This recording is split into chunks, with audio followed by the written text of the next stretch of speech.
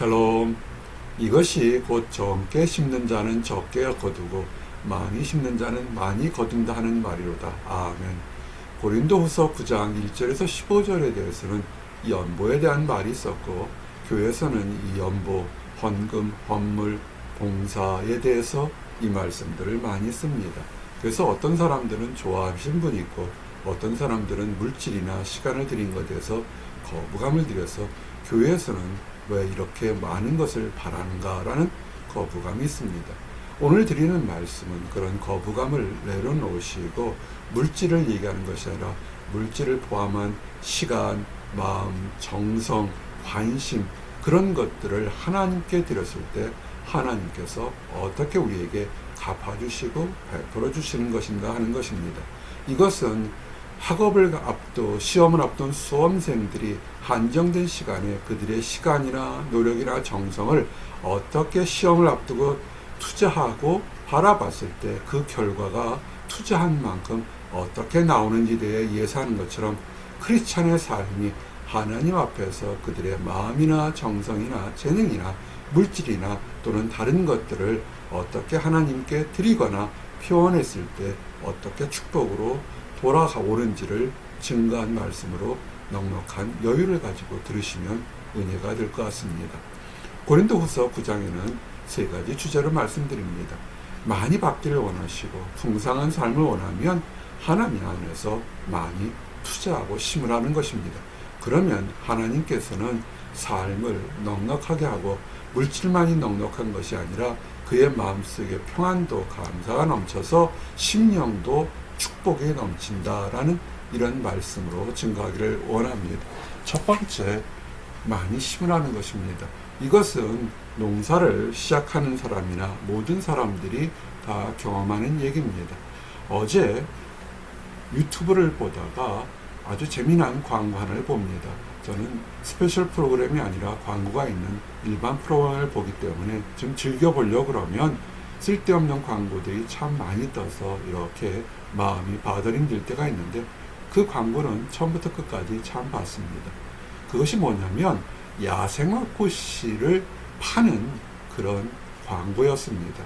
이 광고는 씨앗이 참 생명력이 있어서 돌밭에 뿌려도, 아주 기름진 옥토에 뿌려도, 집들과 화단에 뿌려도 잘 자라고 꽃들이 참 형형색색으로 많이 있는데, 그 심으면 이렇게 주변에 또는 꽃들이 안 자랄 꽃인 곳에서도 이렇게 아름답게 자라니 이 꽃씨를 심으면 어떻겠습니까? 라는 광고를 보면서 집이 있으면 저런 꽃씨를 심으면 참 좋겠다라는 것을 보게 됐습니다. 그래서 이 설교를 준비하고 또 나누기를 원합니다. 우리가 좋은 꽃을 바라보고 좋은 열매를 받으려면 어떻게 하게 됐습니까? 좋은 씨앗을 심어야 될 것입니다. 물론 슈퍼시드처럼 하나를 심어서 수백 개의 열매를 맺히고 또 아름다운 꽃이 있는 그런 씨앗이라면 참 좋겠지요. 또 연구하시는 분들이 그런 씨앗을 심으려고 할 것입니다. 그런데 일반적으로 씨앗에는 한계가 있기 때문에 결론은 우리는 많이 심어야 된다는 것입니다. 교회에 봉사하는 것, 하나님께 투자하는 것은, 이것은 어떻게 보면 허비인 것 같지만 허비가 아니라 우리의 말 한마디, 물질을 투자하는 것이 좀 더 연약한 성도나 하나님 나라를 확장하는 데 큰 힘이 되는 것이기 때문에 하실 수 있으면 많이 심다 보면 다양한 결과들을 얻을 수 있다라는 것입니다. 물론 사도 바울이 초대교회 연보, 물질이 필요해서 다른 지역교회들에게 미리미리 준비해서 하나님 사에게 쓰면 좋겠다라고 하는 것을 증거한 말씀이지만, 이 말씀이 현대에 사는 우리들에게는 급하게 교회에서 물질의 필요가 있으면 그 말이 해당되겠지만, 일상 삶 속에선 우리가 어떻게 하나님 앞에서 시간이나 마음이나 정성을 드릴 때 어떻게 하게 되면 동일한 시간을 투자했는데 하나님으로부터 칭찬과 인정을 받을까라는 관점으로 돌아보시면 됩니다. 하나님은 준비하라는 것입니다. 예전에 보스턴 목양교회에서 예배를 드릴 때 그런 얘기를 했습니다. 주일 예배 시작은 월요일 날 아침부터 시작이 아니라 토요일부터 시작됩니다 라는 최소한 토요일부터 시작됩니다. 라는 얘기를 했습니다. 주일 예배를 준비하기 위해서 토요일 전부터 몸과 마음을 이렇게 준비하고 하나님으로부터 축복을 받을 기대하는 것, 그런 것들이 본 예배에 들어왔을 때 은혜가 된다는 것입니다. 우리가 물질을 드리는 것도 이것도 더 나은 삶을 위해 준비하는 것입니다. 그러므로 세금을 내듯이 징수를 당하듯이 헛되게 물건이나 시간을 드리는 것이 아니라 소망 가지고 이 내가 드리는 이 작은 것들이 하나님 앞에서 어떻게 귀하게 쓸 것인가를 바라보라는 것입니다. 그래서 초대교회 때 마게도니아인들과 함께 갔을 때 아가야에 있는 교회 사람들이 우리가 이렇게 교회에 하나님 사에게 봉사하면서 헌물을 준비했습니다. 말은 크게 했는데 만약에 직접 그 때가 되어서 갔더니 그 한 말이 헛말이었다면 얼마나 부끄러울까라고 생각해 본다는 것입니다.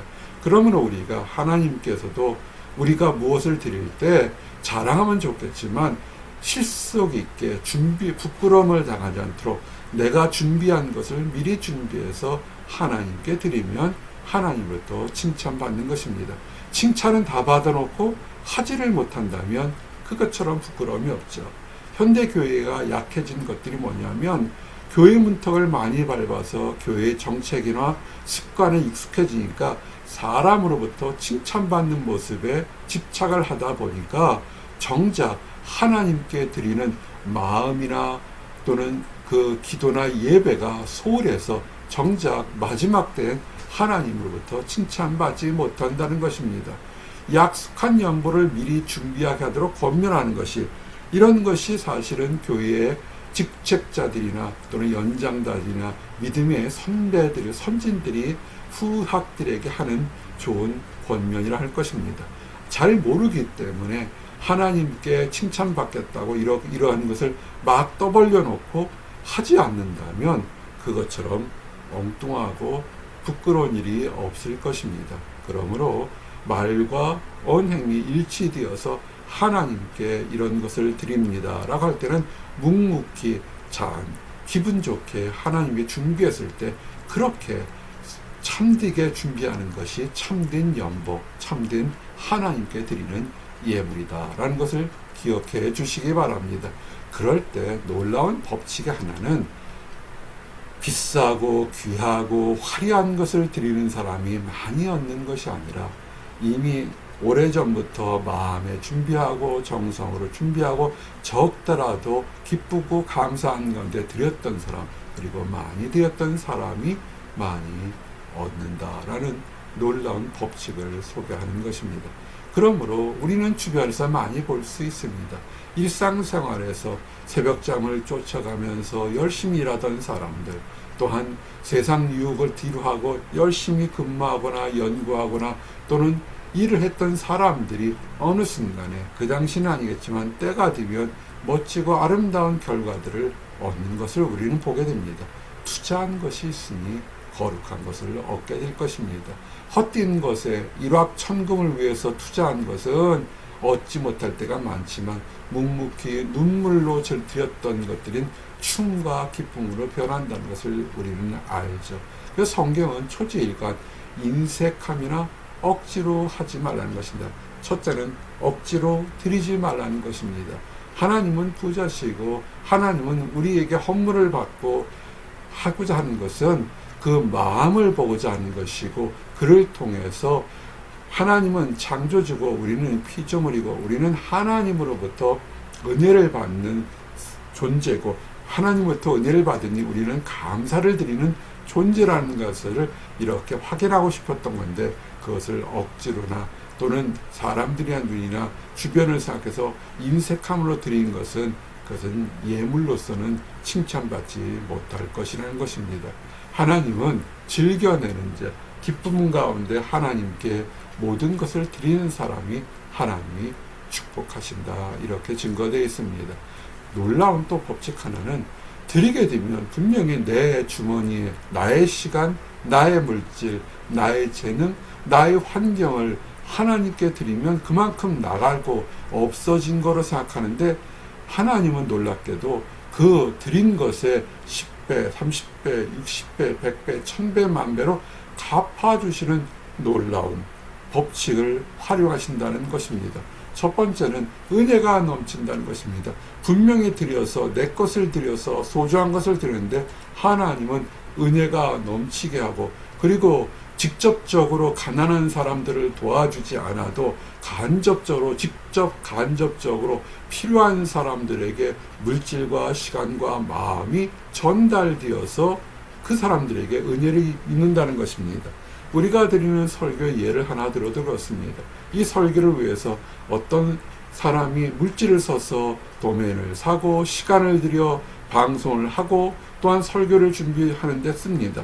또한 녹화된 설교가 어떤 사람에게 힘들고 어려울 때 그 설교를 들고 도움을 받아서 새로운 삶, 새로운 도전을 살게 되는 것이 그 축복의 순환, 선순환이 되는 것입니다. 이럴 때 우리는 직접적으로 그 사람이 어떤 도움을 받은지 알 수는 없을지 모르겠지만 우리의 하나님께 드렸던 기쁨으로 드렸던 시간과 물질과 마음과 정성이 한 생명을 구하는데 크게 기여할 수도 있다는 것입니다. 그럴 때 나중에 이 모든 것을 아신 하나님이 참 잘했다 칭찬받는 그런 축복의 역사가 있다는 것입니다. 그리고 아까도 법칙을 얘기하지만 베푼 사람들에게 하나님이 놀라운 축복을, 보이는 축복과 보이지 않는 축복 두 가지를 선물로 주는 것입니다. 선물이 뭡니까? 기대하지 않은 것을 받는 것이죠. 우리는 하나님께 드렸는데 드린 사람이 우리가 분명히 부족해져야 되는데 오히려 그 먹을 양식을 더욱더 넉넉히 하시고 의의 열매를 축복으로 갚아주신다는 것입니다. 이것은 나누고 베풀지 않은 사람은 이해하지 못하는 비밀인 것입니다. 나누고 베풀고 그리고 베풀었던 사람 분명히 나의 소중한 것을 드렸는데 오히려 하나님 앞에서 감사가 넘치게 한다는 것입니다. 하나님은 그 드리는 손길에 그의 일상이 축복으로 변화되고 새로운 도전과 돕는 손길들을 예비해 놓으셔서 나는 작은 것 하나를 드렸는데 하나님께서는 축복의 길을 예비해 놓으셨다는 걸 발견하고 하나님께 영광과 감사를 돌리는 그런 기적을 체험하게 한다는 것입니다. 그래서 세 번째 주자가 우리는 드렸는데 우리는 당연히 내 것이 아닌 것을 하나님께 드렸는데 하나님은 더 많은 것을 갚아주셔서 우리가 절로 하나님 앞에 감사와 찬양이 넘친다는 것입니다. 하나님 안에서 믿음의 선지들이 드렸던 것은 그들도 다 물질이 귀하고 시간이 중요한 줄 알고 재능이 소중한 것을 알지만 감사를 드렸더니 갚았다는 것입니다. 그러고 하나님 앞에서 이렇게 드릴 수 있는 것은 이것은 우리의 사명인 것입니다. 모든 사람을 섬기는 너희의 후한 연보로 말미암아 하나님께 영광을 돌리고 같이 똑같이 하나님부터 은혜 받았지만 감사를 돌리지 못하고 연보하지 못하는 사람들이 있습니다. 그들은 마치 교회를 예배를 참석하는 것과 하나님을 그저 공짜로 퍼주는 산타크로스 정도로만 생각하고 구제 사역을 받는 것으로만 생각합니다. 그러면 그들은 받는 것만 기뻐하지 돌려줄 줄을 생각하지 못하니까 그들은 심령적으로 가난한 사람인 것입니다. 그런데 기쁜 가운데 하나님께 베풀었던 사람들은 심령이 이미 부자이고 또 부자인 것을 누리도록 하나님께서 더욱더 많은 것을 채워주시니 하나님께 영광을 드리는 축복의 순환의 속에서 함께 살게 되는 것입니다. 우리는 이를 사랑의 선순환, 사랑의 순환인 것입니다. 마치 수레바퀴가 더욱더 돌고 돌면서 더욱더 많은 축복을 이어지는 것처럼 하나님께서 우리가 하나님께 드리니까 하나님은 그 모습을 보고 기뻐하시며 더욱더 많은 것을 하나님께 드릴 수 있도록 능력을 주시고 환경을 베풀어 주시고 우리가 이런 말씀을 사모할 수 있는 은혜를 주시니까 사랑의 순환, 축복의 순환이 이어지는 것입니다. 그래서 하나님께 드려본 사람은 하나님으로부터 신령한 은사들, 하나님만이 주실 수 있는 다양한 기도 응답과 환경의 개선과 사람들을 만나게 되어서 우리는 감사할 수밖에 없는 것입니다. 그런 축복을 누리시는 나와 여러분들이 되시기를 원합니다. 그런데 예수님은 당시에도 정말 믿음이 좋았다고 하는 사람들이 있었습니다. 우리는 그를 바리새인이라고 합니다. 옷도 화려하고 멋있고 그들이 기도를 하게 되면 청산유수의 기도였고 예물도 11조를 꼬박꼬박 드리는 멋진 사람들이었지만 그러나 하나님은 그들을 책망하셨던 것이 뭐냐면 그들이 진정성으로 드리지 못했다는 것입니다. 사람들로부터 인정받고 칭찬받으려고 예물을 드려서 그들이 하나님으로부터 기뻐하지 못했던 것입니다. 그러면 현대교회는 무예물주의자들이 있습니다. 교회에 아무것도 봉헌하지 않으려도 되지 않겠습니까? 마음만 중요하지 않겠습니까? 라고 있습니다. 어떤 또 교파는 아주 세금 떼는 것보다 엄격하게 물질을 드리는 그런 것을 강요하는 것도 있습니다. 그러나 지금까지 말씀을 증거한 것은 하나님은 예물에 비싸고 많고 적음이 아니라 어떤 마음으로 정성스럽게 드리는 것을 보는 것이고 또한 예물을 드리지 않는 것을 또한 칭찬하지도 않았습니다.